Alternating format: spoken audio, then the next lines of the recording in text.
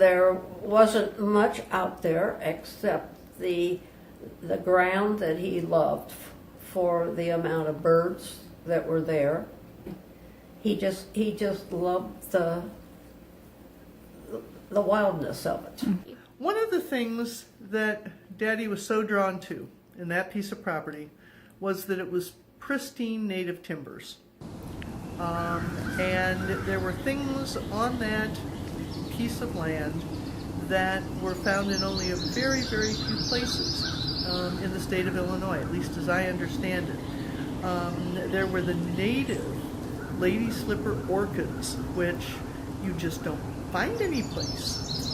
There were certain amphibians, as I understand it, that he wanted to make sure that their habitat was preserved, to make sure that that pristine portion remained unchanged, so that there wasn't logging, so it wasn't developed and have those habitats lost.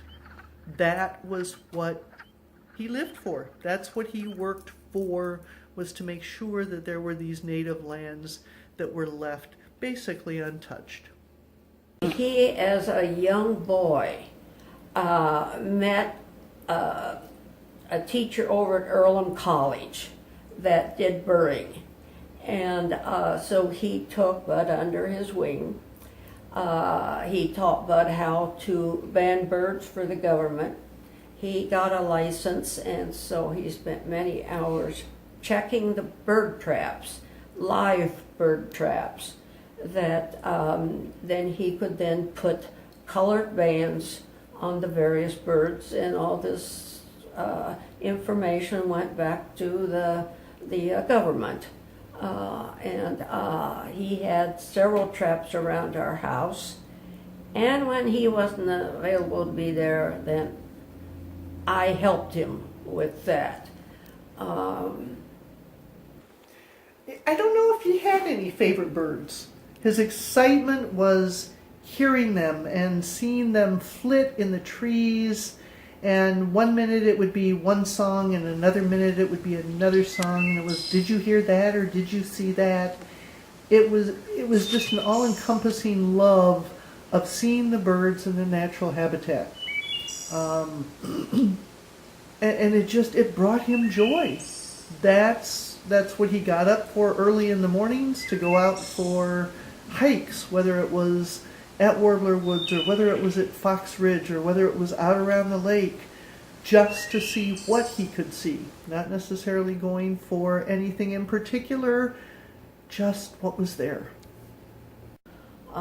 He took groups out there for bird watching, and we just loved to be out there and walk around. So probably the one I remember more than anything else was out hiking one spring, Warbler Woods, up and down and up and down, and all of a sudden he goes, "There it is!" And he pointed, and there was one of the clumpings of the lady slipper orchid. And I looked and looked and looked and tried to find native lady slipper orchids in natural garden centers, and never could. But by golly, it never left me, because 2 weeks ago at an orchid show I found a lady slipper orchid, and so it is now sitting in my sunroom, and every time I look at it I think of my dad. The times together that we would spend walking through the woods, and even though he never could get me to get the bird songs down, boy, he sure did point me in the direction with plants. And just being out and being in nature and not being interrupted by anything else, those are the times that I remember with him, and the times that all of us then would also go out.